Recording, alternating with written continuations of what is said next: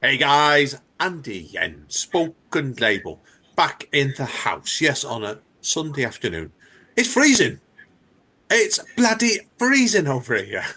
At the minute, I have Mm. got a scarf on, a jacket, and two t-shirts because England last night had a freeze. It went below freezing point, and we don't get that in September, so it's very, very cold today.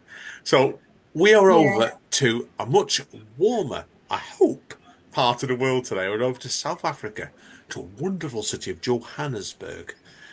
Thank you to my friend Alta, as always.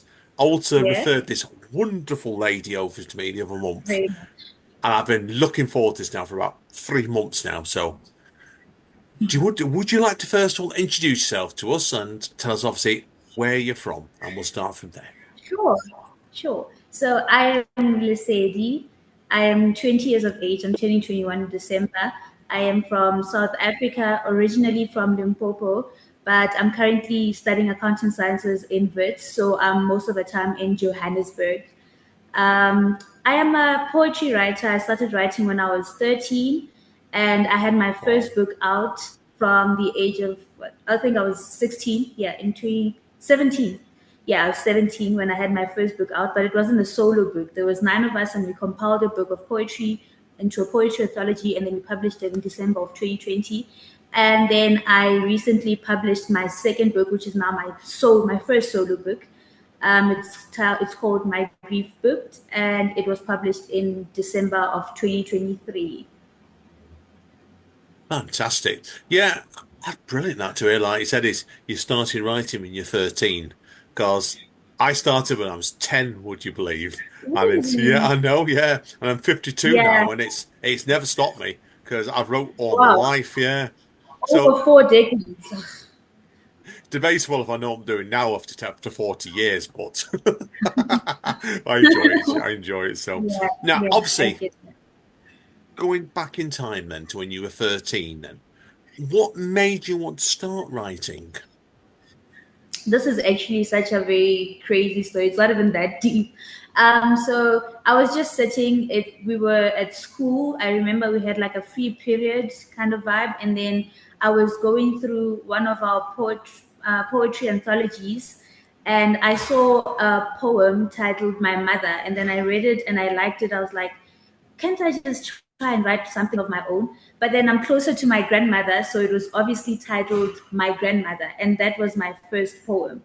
It was titled My Grandmother. And then from then, I just started writing mostly because, okay, at that time I was at a school that I didn't like, so it was very frustrating for me. And so I'll just cry out in ink, I'll just ink whatever it is that I felt into my books, and then it's been just writing ever since. Brilliant. Yeah, I think you do sometimes with your writing where it comes out of nowhere when you're not expecting it. Because when I did the first poem at school, I won a competition at school on it.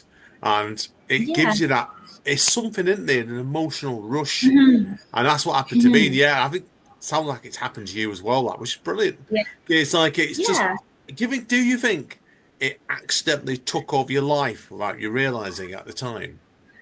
I think it did because that was like my whole personality for a long time, for a really long time. My only personality or the personality trait of mine that stood out the most was just writing. Whenever I get home, the first thing I'd want to tell my family is that I wrote like 10 poems today. So, yeah, Wow. it Wow. really did take over. It's incredible. I don't think I've ever wrote 10 poems in a day, actually. Yeah. Wow, wow. No, impressive still, honestly. Now, you mentioned obviously as you introduced yourself originally, you were involved with a split book, weren't you, when you were 16 or 17 times territory. So tell us about then the journey of this book then and what happened here. The first one. Yes, please. Or okay, so the first one, I had been looking to publish some of my work for a really long time, and then I came across an opportunity to publish as like different artists. Just it was youth themed, It was just someone who wanted to give the youth an opportunity to publish their writing, and so. it was titled Poetry Lockdown because it was during COVID times. And it was just a variety of poetry. Whatever you felt like writing, you could submit, and then they'll take it through an evaluation process. And then that's kind of how it came about. But really, it was just to highlight and commemorate that time during lockdown, because it was a really difficult time and we're just getting into lockdown. So I don't know, we were just trying to figure it out, you know. And so, as writers, obviously, which better way is there than to write? So, yeah. Exactly. I think lockdown certainly was a good time to become a poet, I think, definitely, or really get Yeah. going with your writing. Because I know when I spoke to Walter over lockdown, I know she was telling me stories of like the police walking past your house and if they Yeah, saw yeah. you out there every more than 90 seconds, they were under threat of shooting you. Yeah. So it's, It was crazy times. yeah, we never had that over here, but probably because we haven't got as many police or army. But yeah, I know because I'm diabetic, I wasn't allowed to leave our Oh, house for like 9 months, and it was stressful. It really was stressful. mm, So very much. yeah, Very. but yeah, great, no, great stuff of the book anyway. Certainly. Now, obviously, today with your poetry, we're here today to really talk about your debut book from last year, My Grief Booked. Now, I want Mhm. to ask you a few questions about this first of all. So, That's the what way. made you want to bring out this first book last year? Okay, so I'm gonna start from the whole beginning. So That's why. I I lost my grandmother, who was my primary caregiver for real. Like my grandmother was practically my mother. She's the one who raised me. She was all I knew, genuinely, you know. And so in 2021 January, unfortunately, she passed on from COVID. She was also diabetic, so you know it becomes a great hurdle when COVID needs diabetes. You know, she was very much vulnerable to it, and so unfortunately, we rushed her to the hospital on the morning of the 14th of January, which was at the beginning of my matric year, and she didn't make it. I remember the last time I had written before I started writing this book was 3 days before my grandmother died. And I started writing this book in December of 2022, which was a whole year, close to 2 years after she had died. And I didn't know when I was writing then that I was actually writing a book. I was just feeling like I was making the decision to live again, you know, after my grandmother passed on. Because 2022 was a very difficult time for me. I think I experienced a lot of delayed grief because 2021, I think, yeah, it did affect me, but I was okay. You know, I was strong. Everyone was surprised at how strong I was. I passed my matric well. I got varsity admission. I was good. And then 2022 came, my first year in university, and everything just crumbled. You know, my whole world shattered. It was as if I'd lost her that year, and it was only hitting me then. And so I went through a lot of emotions, a lot of dark thoughts. I was very suicidal. I got referred to emergency therapy here at Wits, to this other unit we call the CCDU, where they offer counseling.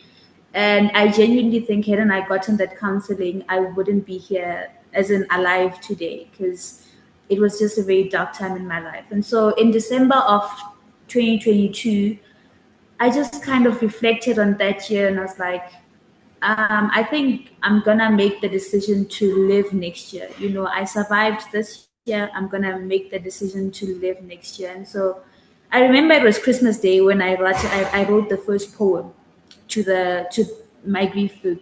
But then at that time I didn't know that I was gonna it was gonna be a book. You know, I was just writing because as a writer, it's what has always brought me comfort, you know, and I was finally seeking comfort within myself. I think very much that writing this book was more out of anger and me wanting to validate myself, because I felt very invalidated throughout my grief, because I was constantly being taught to be grateful for the years that we've had, you know, and she's in a better place, and you have all these other family members, and you should be happy that you still have them, And I think as a person who used to be such a people pleaser, it affected me very negatively because I thought that I was wrong for feeling the way that I was feeling, And I think that is why I named it My Grief. And then I said booked because I put it in a book so that I can immortalize it and I'm no longer ashamed of it, Because for a very long time I was ashamed of feeling the way that I was. I thought I was being dramatic, overly dramatic, or just being a baby about it because that is how I was made to feel for a really long time. I think so. I finished writing it in February, so it took me like 3 months to Wow. compile all of it. Wow. Yeah, and Because then people will I notice there's a finished. lot of poetry in this book, so that's some going. Yeah, Wow. yeah. So it only took me precisely 3 months. In February, it was done. I'd been just writing it in my notes app, and then I went back and I read these poems, and I was like, this can be a book. Why not put it out there? Because I was like, you know what? I am now thriving because in 2023 I felt like I was thriving. I felt good for the first time after my grandmother passed on. I felt like I was finally getting some air. I was finally getting some oxygen after being underwater for so long. And so I was like, there's so many other people who are going through the same thing that I am going through or I went through, and they don't have a voice. And so I think the writing part was me trying to vindicate myself and validate myself, but the publishing part of it was to validate other people and let them know that they're not alone and that their feelings are very much valid. I don't think anyone going through grief should feel like they're being dramatic or they're not strong enough or that they should be strong. I think I need people to know that it's okay to break down because I didn't think I could break down until I was forced to break down. I was practically forced.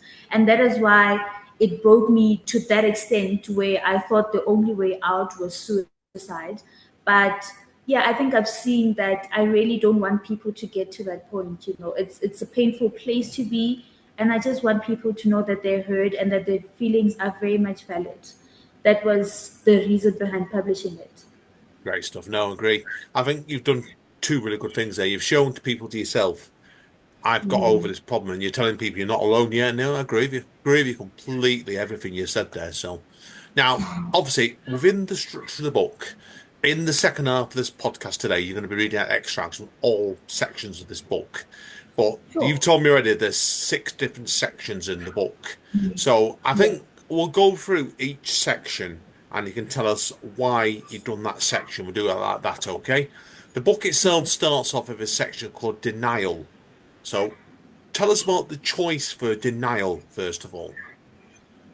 So it wasn't, I didn't sort of just choose denial. I came across when I was grieving for the first time the concept of 5 stages of grief, right? And so this was after I'd already written my book. And, Hmm.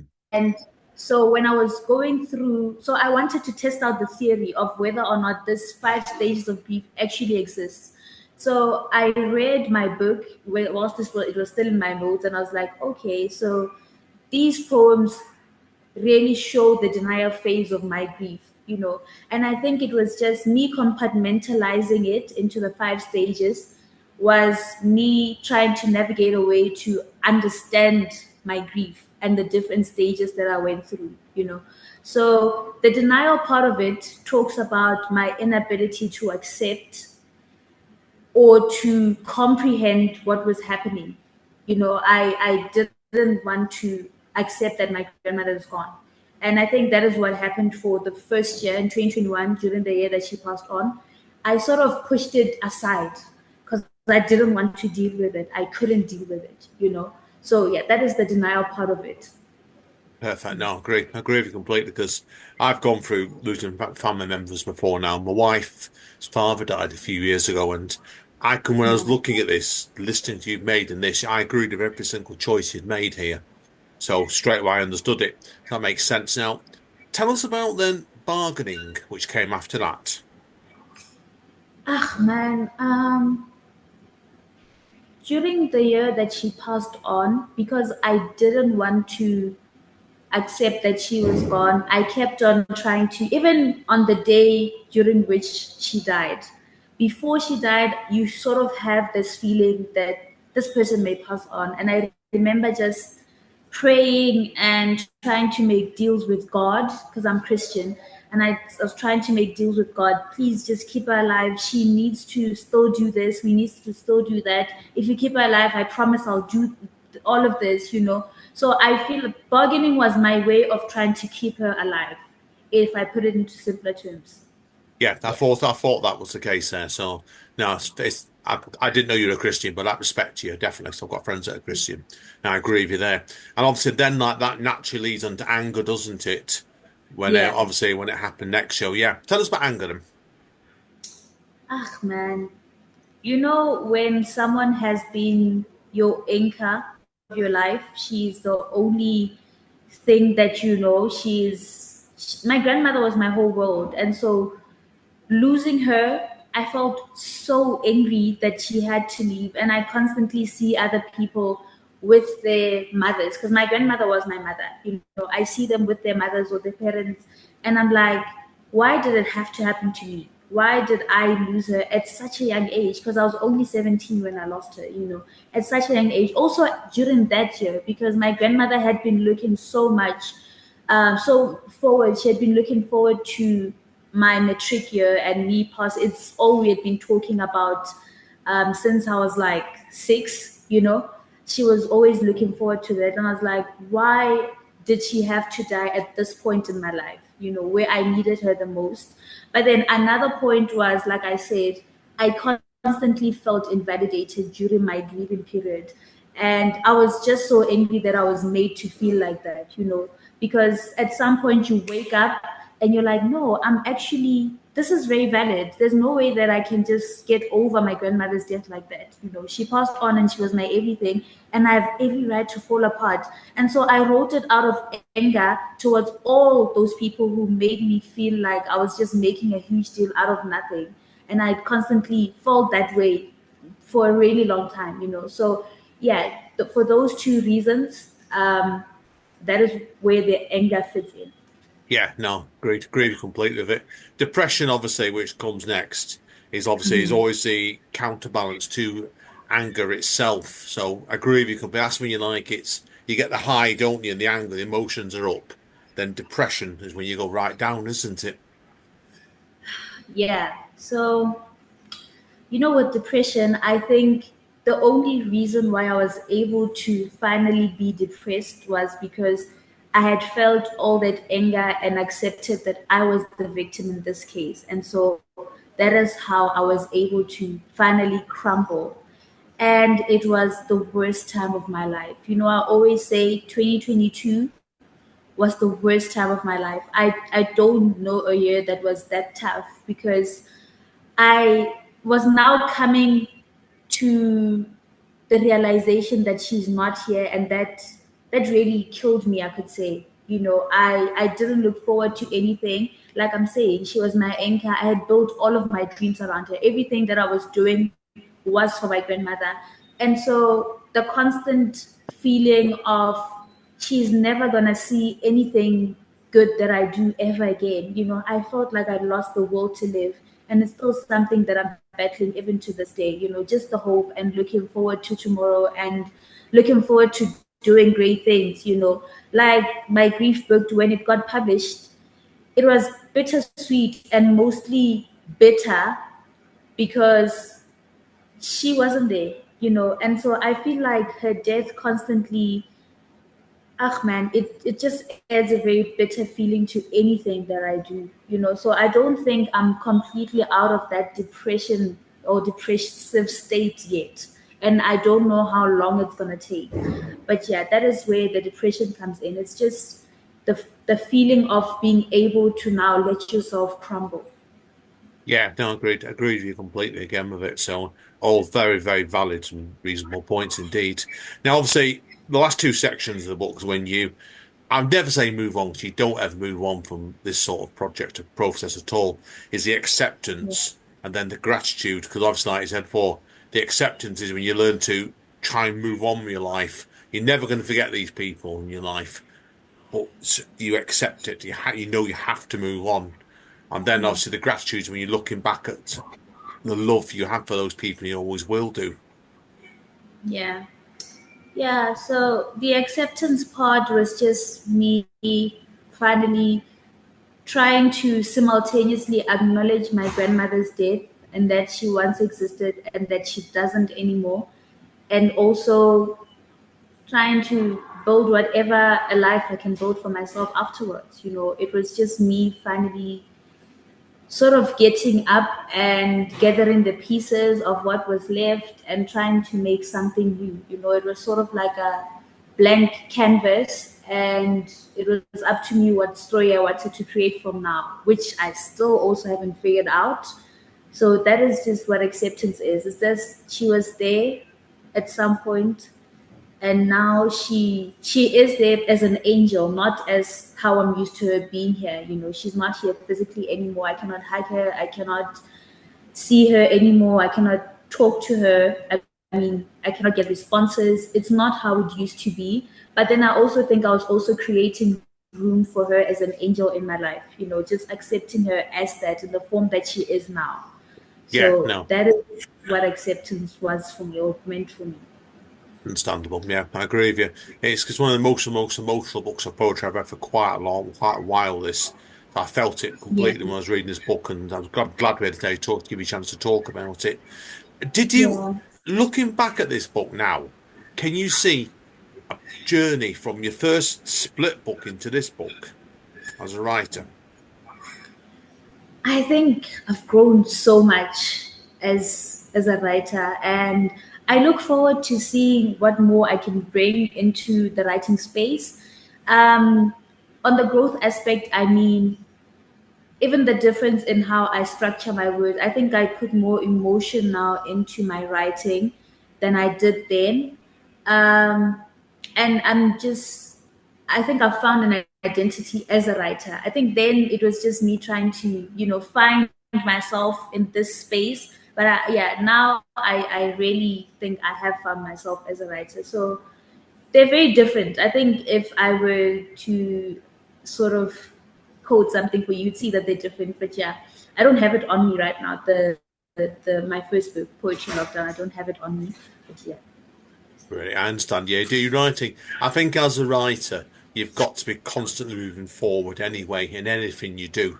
Like I told you before, I've wrote Yeah. a good few books now, and the first poetry book I wrote, 15 years ago now, is completely different from the way I would write it nowadays. I think you've got to be learning and not to say write, had the process of writing.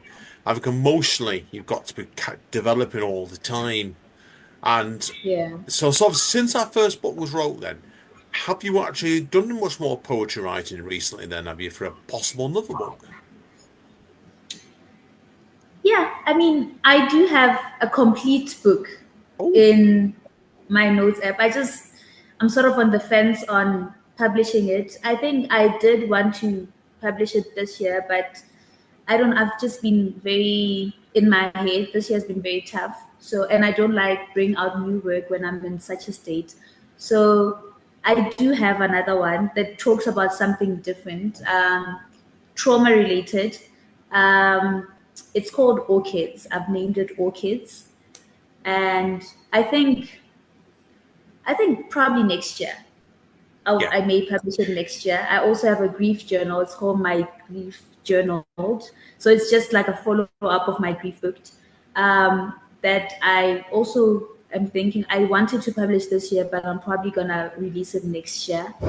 I have been working on something again, but that one is still in the works. It's still in progress, still a work in progress. So we'll see. But yeah, I do have more. You can definitely expect more from me with Good, regards to. good, good. I think so as well because it's the first book I wrote. It took me Yeah, 5 years to get the second book ready. Would you believe? And sure. it was the way it went. The way it went. I had a few Yeah, problems with it. Then this third book was 3 years. Then I've picked up speed after that because I found I've got my style together. It just takes time sometimes, but yeah, I no think good. for me. what I have learned as a writer, like as my identity as a writer, is that sometimes I get a high and then I am very productive. There's something that maybe gets triggered, and then I want my pen and my book, and that's all I want. And then for a really long time, I'm just off.